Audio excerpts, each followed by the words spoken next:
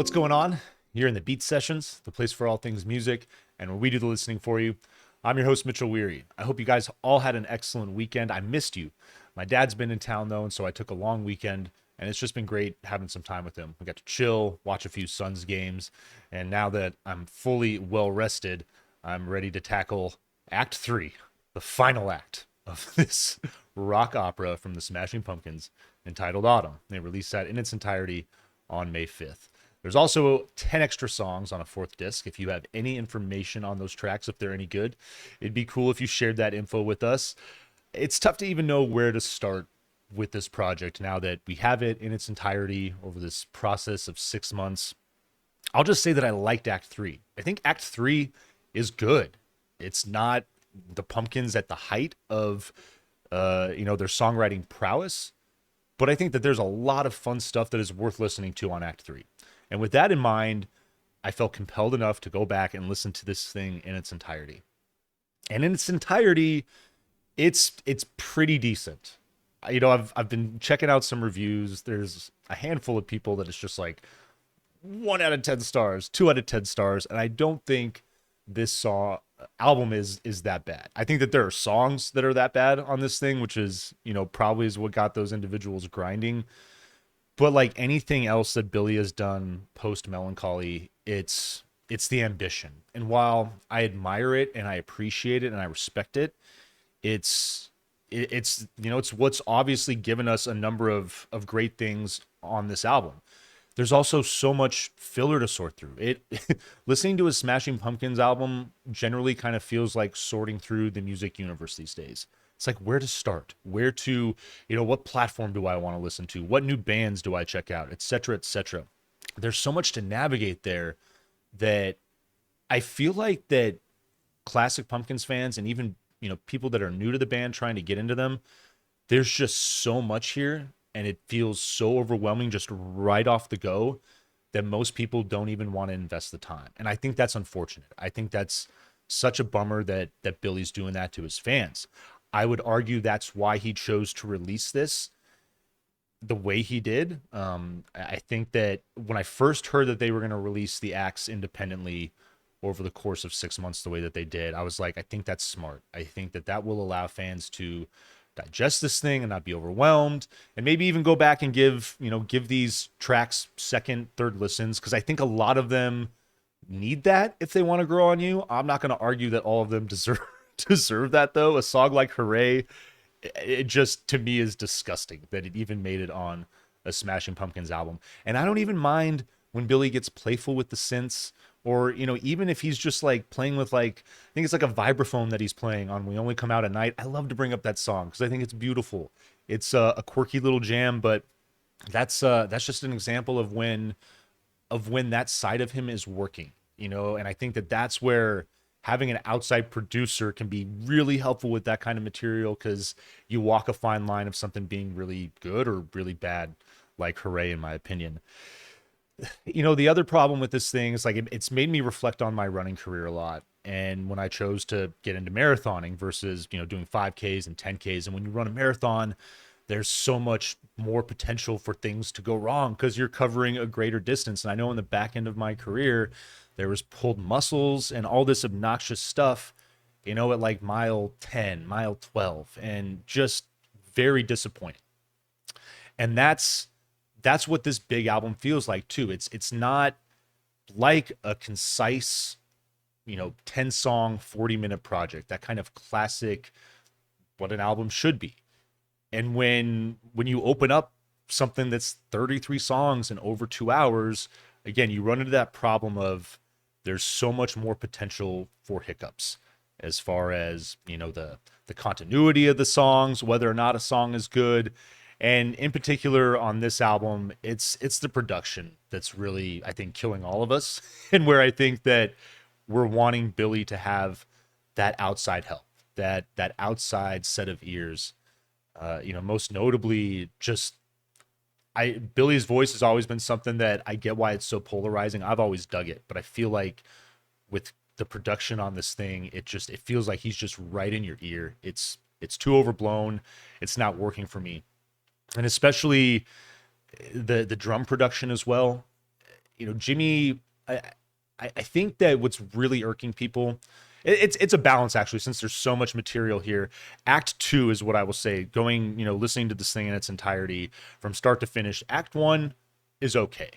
Act two I felt was really weak, and I felt that Act two was where you get more of the synth-driven tracks that I don't feel are captivating in any way, shape, or form. I just feel like Billy just keeps throwing down synth layers and trying to build these textures, but there's nothing that's really ever thrilling about the song. It's just like a shit stack sandwich for the most part. If I could, just kind of be vulgar about it, it's really what it kind of reminds me of.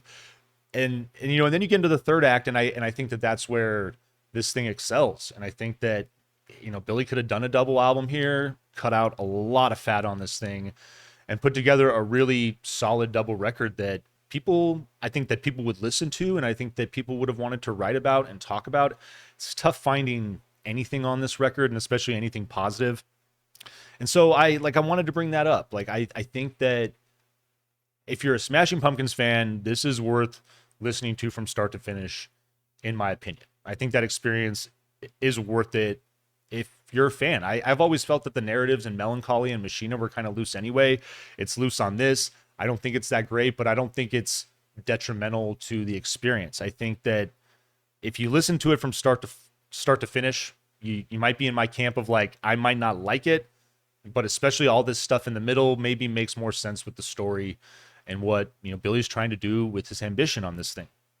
But Jimmy, going back to him, he's an example of when there's not drum machines at work here, which I don't mind. I don't mind those guys playing around with that stuff. It just feels like Jimmy's playing the skins in a way that a drum machine could simply replicate. It doesn't feel like when he's on the drums, and he's on the drums a lot, it just doesn't feel inspired. And I think that that's ultimately what is irking people. Not that he's not on the drums, but that he's just not going to work. But he does on the third act, and that's another thing that getting to the point with Jimmy here, I really enjoyed his drumming presence on Act 3, and I think that that's one of the other things that makes it worth checking out.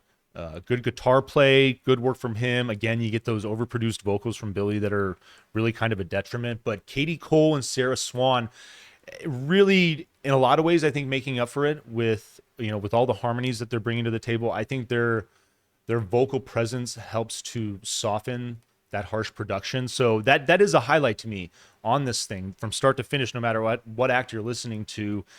When these two come in and help back up Billy, they really kind of help cut the harshness of his vocal. And I think that the harmonies where they're there are probably some of the stronger ones on this record. It's going to kick off with Sojourner.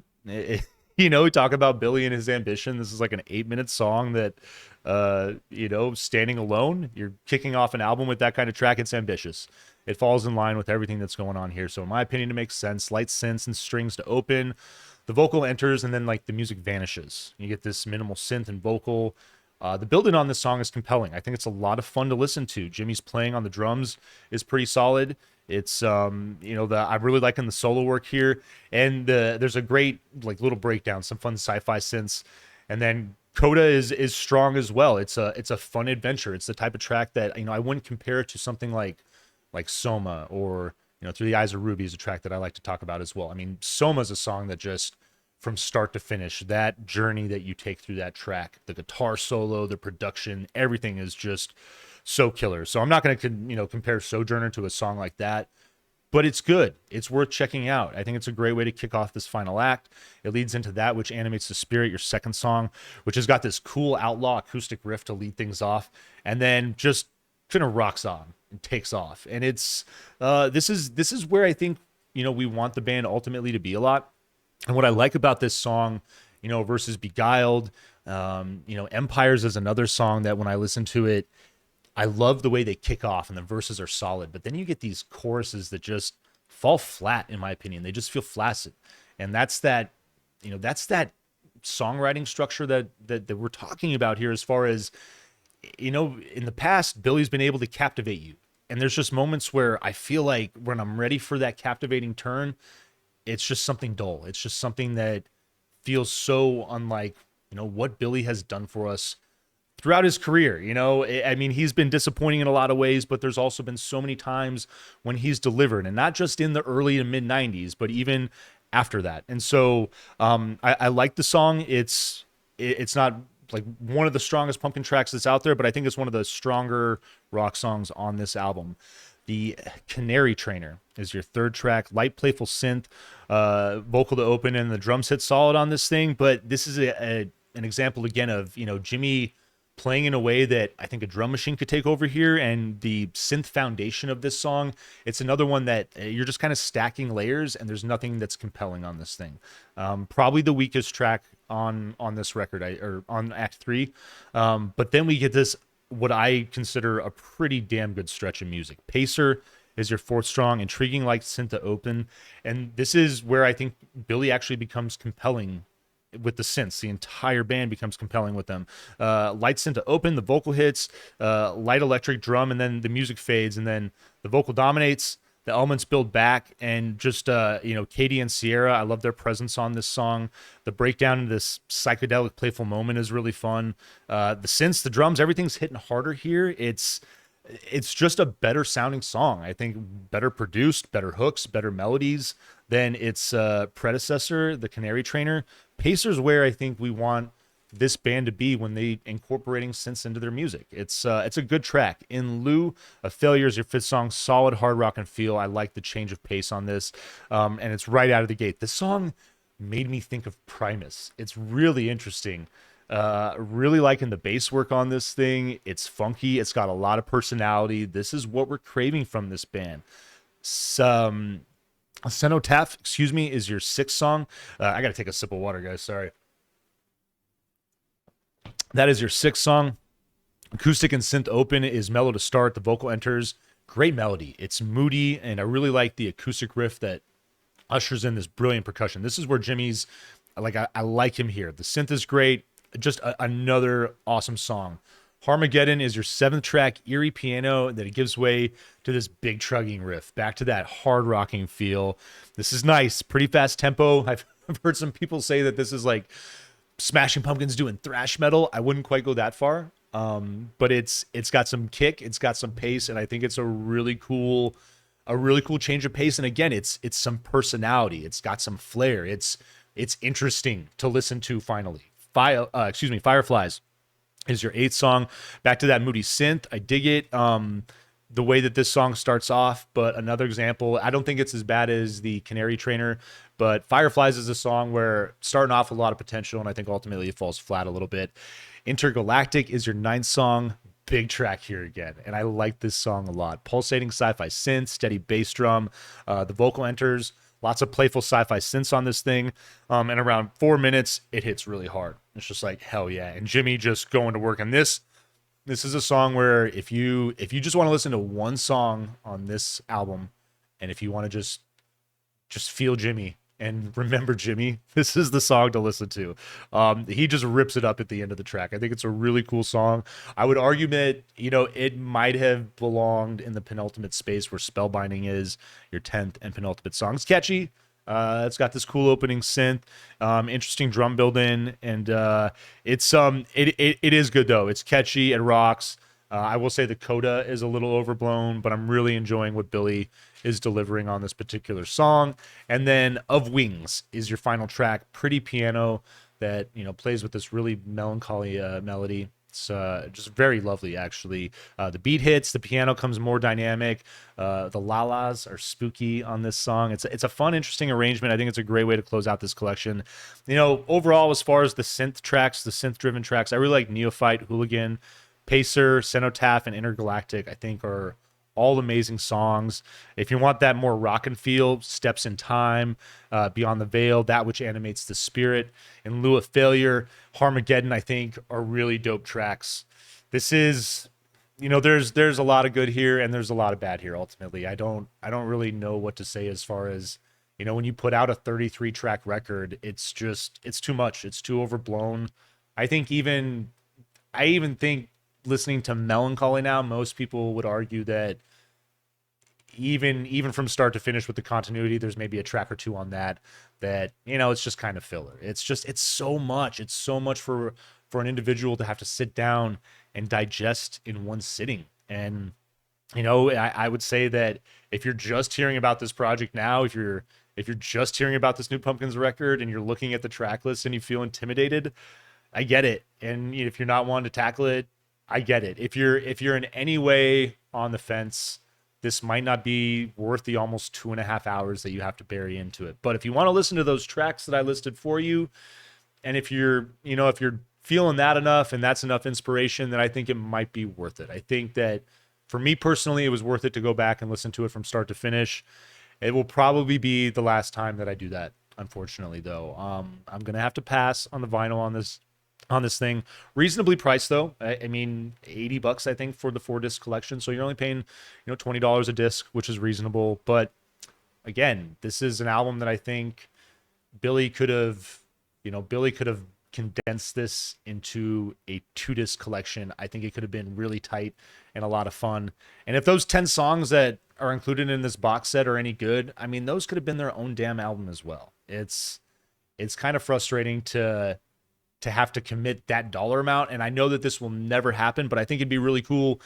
You release them independently so that we could absorb them that way. And I think that if you press them independently, if we were able to just buy individual acts, it would be so cool. I would buy Act 3 for sure, no doubt. I would vinyl please Act 3 right here, right now, if I knew I could buy it independently. If I'm a betting man, I'd say no. But Billy, if you hear this and you think that that's worth it, I think it'd be cool. I think it would be a great way to open up people to this project and not have to intimidate them with a package of records that's almost $100. It's a lot for most people. So I hope you find this review helpful. I hope you all had a good weekend once again, and that if you did listen to this record, that you enjoyed what was enjoyable about it. Please like this video and share it, subscribe to the channel, do all the things to help us blow this project up in 2023. Stay tuned throughout the week for more album reviews. We'll see you next time on the Beat Sessions.